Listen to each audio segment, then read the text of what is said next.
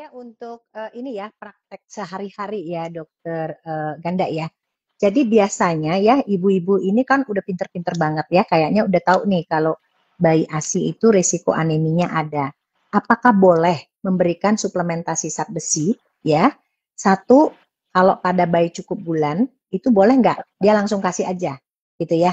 Yang kedua adalah bayi prematur tadi ya karena di trimester ketiga ya transfernya terjadi zat besi itu apakah kita harus memberikan zat besi itu dari awal tanpa pemeriksaan darah ya karena periksa darah itu pada bayi kan tidak mudah ya.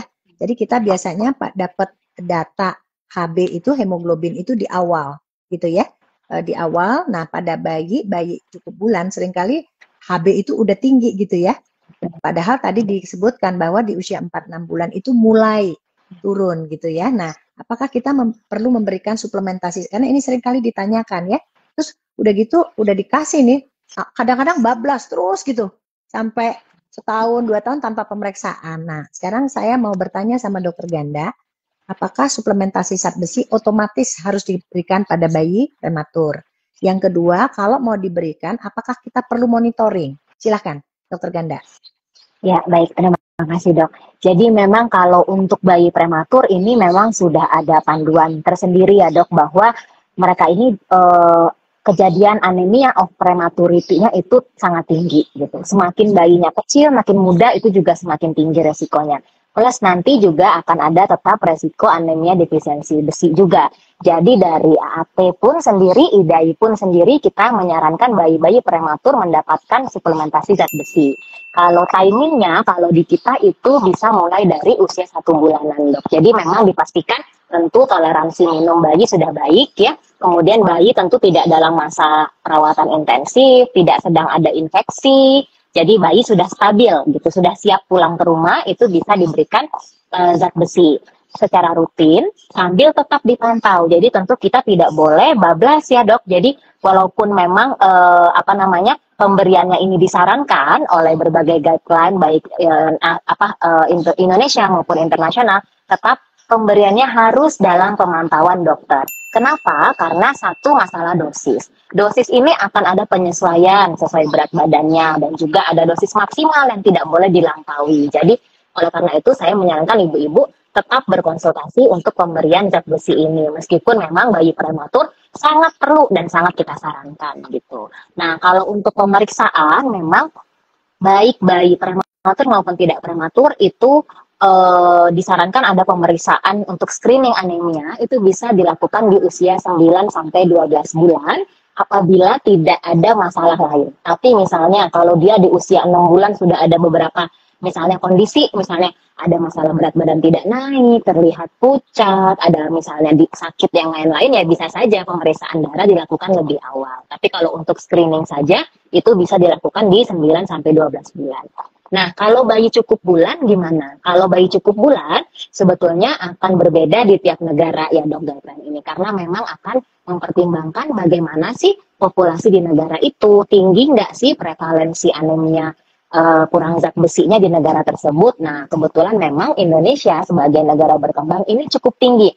Meskipun penelitian yang skala besar banget itu belum ada, tapi penelitian yang banyak sekali, kecil-kecil banyak, tapi ya, itu rata-rata konsisten gitu, di atas 20, 30, 40%. Bahkan ada yang hampir mendekati 50%. Jadi, memang masih menjadi masalah yang global nih, anemia defisiensi besi ini. Oleh karena itu, kita masih merekomendasikan bayi yang mendapatkan ASI eksklusif itu start dari usia 4 bulan dia perlu mendapatkan suplementasi besi. Nah, tapi pakai obatnya apa, dosisnya berapa, itu jangan ikut-ikutan di sosmed gitu. Jadi tetap harus dari dokter spesialis anaknya. Karena bisa jadi ada kondisi di bayi tertentu yang bisa ada pertimbangan memberikannya misalnya lebih tinggi atau lebih rendah atau tidak diberikan sama sekali karena tentu kondisi setiap bayi berbeda. Tapi secara umum rekomendasi untuk memberikan suplemen zat besi pada bayi prematur dan bayi cukup bulan yang mendapat ASI saja itu masih berlaku. Mungkin gitu, Dok. Ya, Dokter Ganda, jelas sekali ya Dokter Ganda. Mungkin Dokter Ganda mau menyampaikan sesuatu atau saya dalam pelayanan sehari-hari ya, seringkali ibu-ibu itu sudah terinformasi dengan baik ya, yang memakai zat besi ini ya. Biasanya mereka itu kalau lagi sakit bayinya langsung di stop zat besinya.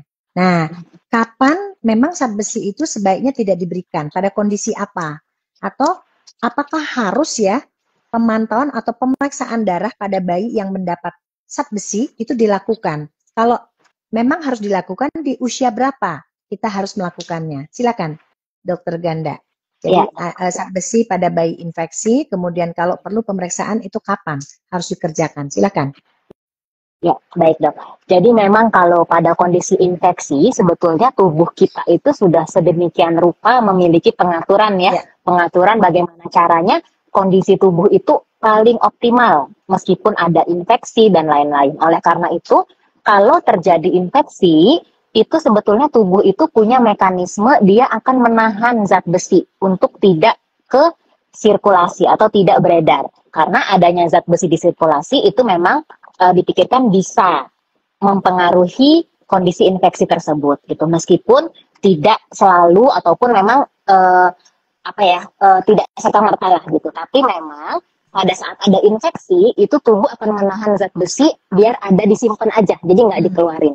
Sekalipun seseorang bayi itu meminum zat besi, maka zat besi itu nggak akan diserap. Jadi tuh ada yang namanya hepsidin ya, zat di dalam tubuh itu dia sebagai mengcounter penyerapan zat besi. Pada saat ada infeksi, hepsidin ini tinggi. Kenapa dia harus tinggi? Supaya dia nahan. Jangan masuk ya besi. Jadi besi yang dimakan bayi di dalam usus itu pun tidak akan diserap. Jadi nggak ada gunanya juga pada saat kondisi infeksi, apalagi infeksi yang berat ya, kita meminum zat besi karena nggak akan diserap dan bahkan ya terbuang saja. Jadi dan ada beberapa penelitian yang memang membuktikan kalau dia bisa memperburuk kondisi infeksi. Meskipun yang diteliti itu sebetulnya kondisi infeksi yang berat ya dok. Jadi seperti bayi-bayi sepsis, bayi-bayi yang dirawat ya, yang mendapat antibiotik suntik yang dirawat gitu. Jadi bukan yang kayak bapil-bapil biasa. Batuk pilek biasa, oke. Ya, nah jadi ibu-ibu tidak perlu terlalu khawatir misalnya gini, hari ini anaknya bapil gitu siang-siang, tadi pagi nggak sengaja udah dikasih zat besinya terus panik, itu nggak usah gitu, tenang aja, tubuh kita tuh udah mengatur gitu. Tentu itu kalau memang dianggap stop dulu zat besi, nggak usah, dia akan dibuang gitu. Jadi Tuhan sudah mengatur sedemikian ya dok ya. Nah jadi nggak perlu terlalu khawatir. Kalau misalnya salah satu juga mungkin pertimbangan dok, kenapa kita seringkali kita bilang ya boleh bu di stop dulu aja, karena kadang-kadang pada saat kondisi infeksi itu sering sekali walaupun misalnya infeksinya adalah demam aja nih, demam batuk pilek, pencernaan bayi itu ikut terganggu gitu, karena kan enzim pencernaan itu juga bekerja di suhu tertentu ya. Kalau lagi demam dia bisa jadi terganggu, jadi penyerapannya kurang baik, gampang kembung misalnya, jadi diare misalnya. Nah pada kondisi itu pemberian zat besi bisa memperberat gitu gejalanya, karena kan kita tahu zat besi kadang-kadang ada efek agak mual, kadang BAB-nya jadi diare atau BAB-nya menjadi keras gitu. Nah jadi itu salah satu pertimbangan juga. Dan karena kita memberikan zat besi ini adalah untuk suplemen, maka nggak perlu khawatir juga kalau misalnya berarti 5 hari nggak minum zat besi dong gitu ya, nggak apa-apa, kan bayi juga tetap mendapat zat besi dari makanan. Nanti setelah bayi sehat kita bisa memberikan lagi. Apalagi kalau pada kondisi zat besi ini sebagai terapi ya, kalau kondisi zat besi sebagai terapi kan memang dosisnya lebih tinggi. Nah ini juga kadang-kadang kalau lagi demam dikasih zat besi juga ya dimuntahin sama aja gitu. Jadi itu salah satu mungkin pertimbangan akhirnya kita dihindari dulu pada saat sakit. Sebetulnya pada saat bayi sudah mulai sehat, tidak demam, dia sudah mulai bisa masuk minuman, masuk makanan, silakan boleh dilanjutkan. Tapi kalau memang bayi ini adalah dalam perawatan infeksi yang berat, maka bisa ditunggu sampai betul-betul pulih. Nanti biasanya dokter akan memberikan lagi instruksi kapan aman untuk mengonsumsi zat besi kembali gitu dok. Kemudian yang kedua, untuk bayi-bayi yang sudah dalam suplementasi zat besi, harus nggak sih cek darah? Nah kalau dibilang harus nih agak susah ya dok, karena memang belum menjadi satu keharusan. Namun kalau kita boleh menyarankan, apabila fasilitasnya ada, orang tua berkenan, itu disarankan gitu nanti 1 kali screening di sekitar usia 9 sampai 12 bulan untuk memantau HB. Karena meskipun zat besi ini sudah diminum nih rutin misalnya, kita juga tetap harus waspada, tetap ada resiko untuk mengalami anemia defisiensi besi, karena kita kan tidak bisa menjamin apakah zat besi yang diberikan itu selalu diserap optimal, karena kan banyak faktor juga nih yang mempengaruhi penyerapan zat besi, kondisi usus, kondisi bayi gitu. Apakah misalnya bayinya sering sakit, tentu banyak stopnya. Kalau bayi sakit juga dipakai juga zat besinya. Jadi ya sangat boleh nih kalau misalnya pasien-pasien ingin memeriksakan itu 9 sampai 12 bulan cukup 1 kali. Oke. Gitu. Wah, cukup jelas ya. Jadi saya sering kali ya ngintip zat besi itu ya. Artinya gini, zat besi itu kalau diperiksa kan harus agak banyak darahnya gitu ya. Jadi ini saya mau bertanya dengan Dokter Ganda sebagai expertnya ya. Saya sering kali kan pada anak yang sakit itu sering kali anjuran pemeriksaan darah gitu ya. Jadi sering kali yang kita pakai adalah darah lengkap biasa tanpa ferritin atau serum iron gitu. Apakah bisa kita melakukan itu sebagai screening tanpa pemeriksaan zat besi khusus ya? Karena zat besi itu terus terang kalau ngambil di usia 9-12 bulan itu cukup banyak kadar atau jumlah zat besi yang kita ambil. Nah, bagaimana menurut Dokter Ganda ya kalau misalnya hari ini ada pasien sakit, demam tinggi, biasanya kan diperiksa ya, karena biasanya kita takut ada infeksi atau tidak, kita ngelihat tuh nilai Hb dan komponen-komponen lainnya. Mungkin Dokter Ganda bisa memberikan sedikit tips ya atau sedikit mungkin banyak dokter-dokter yang mendengar di sini sehingga kita tidak harus memeriksa yang betul-betul kadar zat besi. Apalagi kalau Hb-nya tadi dibilang Hb di atas 11 dianggap normal. Silakan Dokter Ganda. Ya, baik dok. Jadi pada saat bayi sakit atau anak sakit itu memang kalau kita cek labnya itu tetap ada parameter hematologi yang kita bisa pegang secara akurat gitu. Jadi kalau misalnya ada kondisi infeksi, kalau Hb-nya 9, ya berarti memang Hb-nya 9 gitu. Jadi jangan kita meskipun nanti kenapa Hb-nya 9, ini cerita yang lain lagi gitu. Apakah memang 9 ini karena infeksi murni, apakah 9 ini karena ternyata dia juga punya dasarnya kekurangan zat besi, ini nanti yang harus kita cari.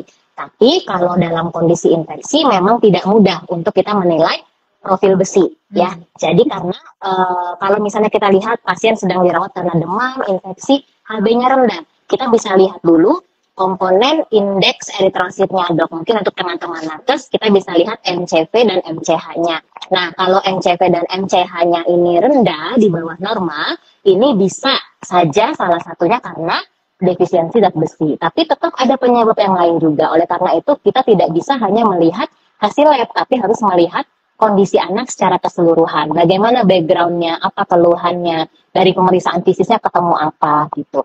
Kalau misalnya kita curiganya, oh MCV, MCH-nya rendah, Hb-nya 9, usianya toddler, memang dari riwayatnya memang makannya susah, misalnya kayaknya anemia defisiensi besi deh. Boleh nggak langsung menyimpulkan seperti itu pada saat kondisi sakit?